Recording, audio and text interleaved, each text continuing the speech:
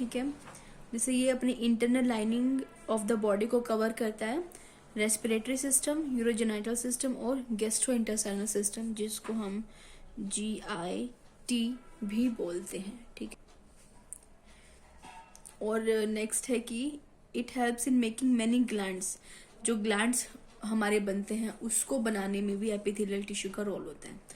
And it lines body cavity, जो हमारी body की जो कैविटीज़ होती हैं, जिनमें कि अपना एलिमेंट्री ट्रैक्ट है यूँ, ठीक है, ये तो यहाँ पे ये प्रेजेंट होते हैं।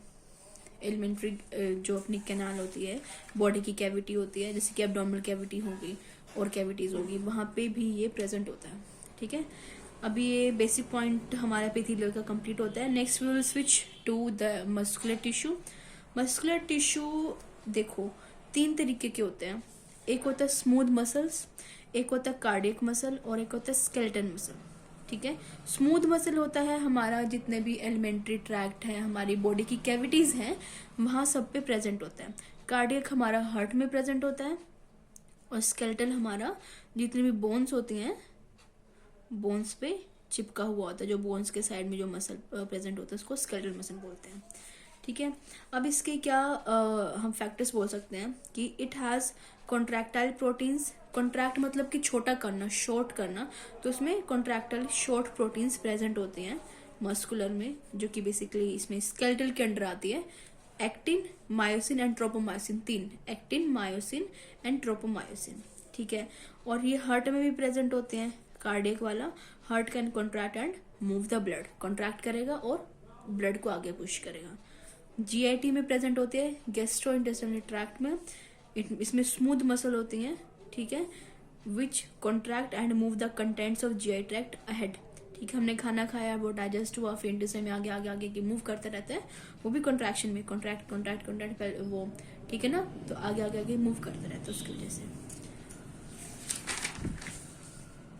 अब है कि लिम्स में भी प्रेजेंट होता है। लिम्स में हमारे बोन्स होती हैं, बोन्स के साइड में मसल्स प्रेजेंट होती हैं, तो limbs of the skeletal muscles also moves us. Contraction होती है, रिलैक्सेशन होती है मसल्स की, जिसकी वजह से मतलब लिम्स हम आगे मूव कर पाते हैं, ठीक है। हाथ हो गए हमारे, पैर हो गए। अब तीसरे के बारे में बात करेंगे हम, नर्वस टिश्यू के बारे में। अब इसमें है कि जो नर्व टिश्यू होते हैं, it consist of very very specialised cells, बहुत ही स्पेशल तरीके की सेल होती है नर्वस टिश्यू के अंदर। उसका क्या फंक्शन होता है, वो रिसीव करती है इंफॉर्मेशन को, पहले उसके पास इंफॉर्मेशन आती है, integrate information and transmit information. Receive की, इंटीग्रेट मतलब कि जो भी उसको इंफॉर्मेशन है उसने उसको एनालिसिस किया, लाइक कौन से तरीके की इंफॉर्मेशन है, कहाँ से आई है, कहाँ पे जानी चाहिए, and make a conclusion and then it transmit the information ahead to that particular area जहाँ पे उसका वर्क होना है, ठीक है। और जो स्पेशल तरीके की इंफॉर्मेशन जो सेल होती है उसको हम न्यूरॉन्स बोलते हैं। और ये कैसी इंफॉर्मेशन रिसीव करती है, इलेक्ट्रिकल और केमिकल इम्पल्सिस को रिसीव करती है, ठीक है। और जो इसमें जो वर्किंग होते हैं, it is very high speed network होता है ये, जो हमारी बॉडी में, पूरी बॉडी में रहता है, ठीक है। Next connective tissue. अब जैसे मैंने बोला था कि it is present all over the body, सभी जगह पे प्रेजेंट होता है, हमारी पूरी बॉडी में प्रेजेंट होता है, हार्ट में, स्किन में, सेंट्रल नर्वस सिस्टम में, सब जगह पे, ठीक है।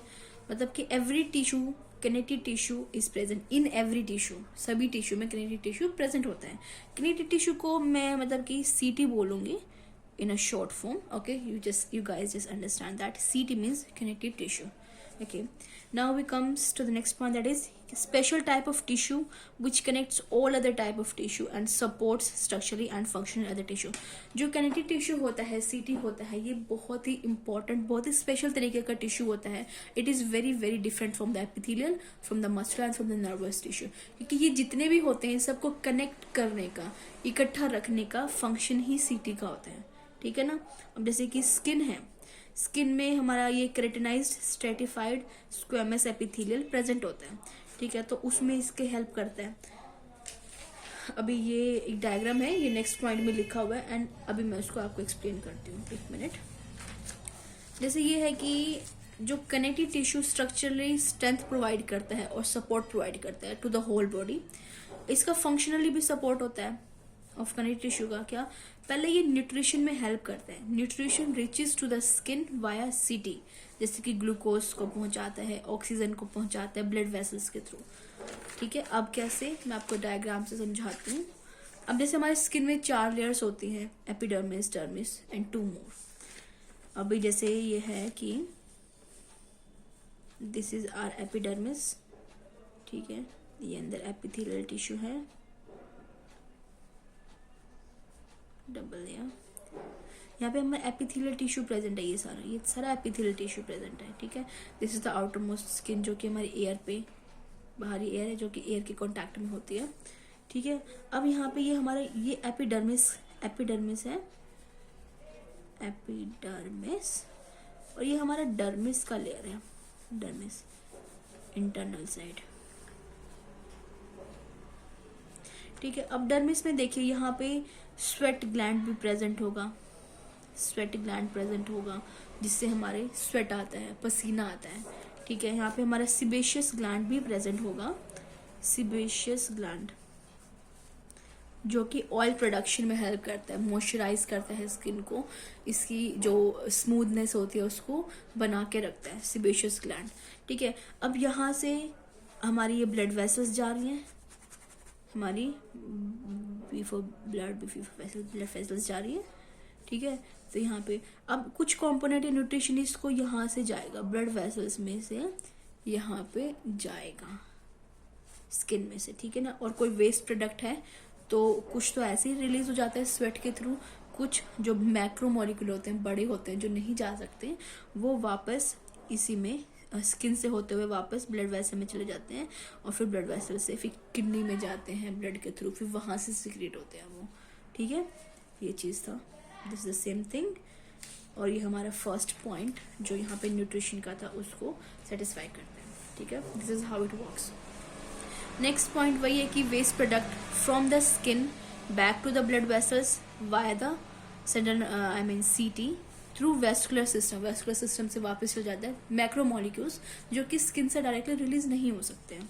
ठीक है, नेक्स्ट होता है कि डिफेंस सेल्स सीटी के प्रेजेंट होते हैं which belongs to the immune system. हमारा जो कनेक्टिव टिश्यू होता है वो सभी को इकट्ठा करके रखते हैं, तो इसमें कुछ हमारे इम्यून सेल्स, इम्यून सिस्टम भी प्रेजेंट होते हैं, जो कि उसको इन्फेक्शन से बचाते हैं और उसको ज़्यादा स्ट्रॉन्ग बनाते हैं। जैसे कि हमारे मैक्रोफेज होंगे, उसमें हमारे मास्ट सेल प्रेजेंट होंगे। मैक्रोफेज होंगे कि कुछ भी उसके पास आएगा उसको फैगोसाइटाइज कर देगा, उसको खा जाएगा, बैक्टीरिया होगा, कोई भी एंटीजन होगा, इट विल डिस्ट्रॉय दैट। ठीक है, फिर उसके बाद है कि mast cell, it produce inflammatory response to injury.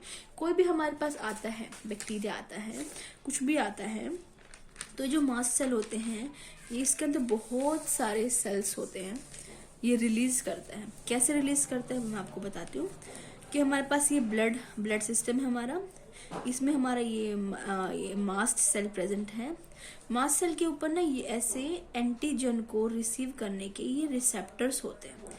कोई एंटीजन आया, कोई कोई बैक्टीरिया आया, तो ये इन रिसेप्टर से अटैच हो जाते हैं और इनको एक्टिवेट कर देते हैं। ये एक्टिवेट होते हैं ना, तो स्टिमुलस यहाँ से इसके अंदर जाते हैं, और जैसे ही ये जाता है ना, ये ब्लास्ट कर जाता है। ये जो मास्ट सेल होता है, जब एंटीजन उसके रिसेप्टर पे जाता है और इन्फॉर्मेशन अंदर जाती है, तो ये जो मास्ट अपना सेल होता है, mast cell, it will blast, और इसमें से बहुत सारे हिस्टामिन्स, ठीक है, और IgE सबसे मेन ये होते हैं, ये दो एंटीबॉडी ई, ये सब रिलीज होते हैं। और जब ये रिलीज होगा IgE, it will activate the primary active response. ठीक है, जिसकी वजह से ये इन्फ्लेमेटरी रिस्पॉन्स में एड करता है और help in building the defence system. ठीक है, सो दिस इज द बेस कि ये कैसे एक्ट करता है। Basically through the receptor activation of this receptors, it will get blast and like releases the histamines and IgE in our blood system and activates the inflammatory responses.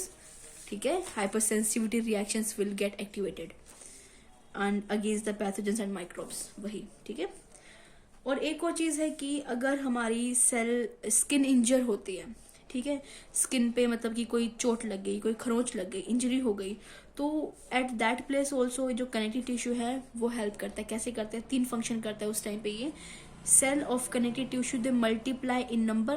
जैसे मान लिया कि यहाँ पे स्कार आ गया, ये स्किन थी, यहाँ पे स्कार आ गया, तो ये गैप बन गया ना, इसको भरने के लिए अपने सेल्स को बढ़ा देता है, इंक्रीज इन नंबर, एंड उस गैप को फिल कर देगा, और वहाँ पे एक हल्का सा स्कार रह जाएगा कि यहाँ पे नए सेल बने थे, बट कुछ टाइम के बाद वो खत्म हो जाते हैं, ठीक है। And it also play role in repair of injured tissue, obviously it helps in repairing, so this is the thing. तो अभी हम कंपोनेंट ऑफ किडनी टिश्यू पढ़ते हैं, नेक्स्ट वीडियो में उसको कंटिन्यू करते हैं, ठीक है। Thank you.